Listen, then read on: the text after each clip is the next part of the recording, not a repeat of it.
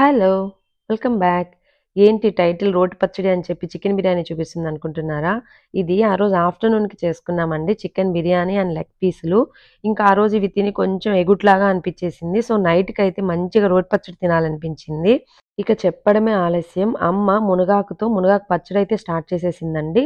ఇది ఐరన్ తక్కువున్న వాళ్ళకి, మోకాళ్ళ నొప్పులున్న వాళ్ళకి చాలా మంచిదండి. అండ్ చాలా ఈజీగా గూడా చేసుకోవచ్చు. ఇంకా ప్రాసెస్‌లోకైతే వెళ్ళిపోదాం. దీనికి ఇంగ్రీడియెంట్స్ కూడా పెద్ద అవసరం లేదండి. ఫస్ట్ కొంచెం చింతపండు నానబెట్టుకొని 1 స్పూన్ ధనియాలు, 1 స్పూన్ జీలకర్ర, కొంచెం మెంతులు, మీ కారానికి తగ్గట్టు ఎండుమిరపకాయలు తీసుకోవాలి.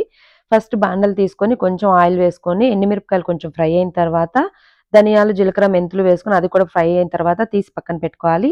నెక్స్ట్ అదే బాండల్లో శుభ్రంగా క్లీన్ చేసుకొని మునగాకు వేసుకొని, కొంచెం పసుపు వేసుకొని అది బాగా ఫ్రై చేసుకోవాలి.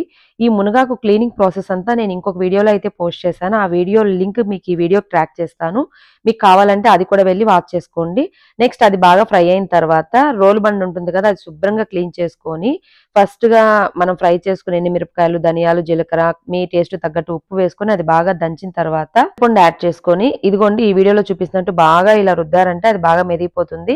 నెక్స్ట్ మునగాకు తీసుకొని అది కూడా బాగా కొంచెం దంచిన తర్వాత ఫైనల్లీ సన్నగా కట్ చేసుకున్న ఆనియన్ వేసుకొని కచ్చాపచ్చా దంచారంటే ఎంతో టేస్టీగా మునగాకు పచ్చడి అయితే రెడీ అయిపోతుంది.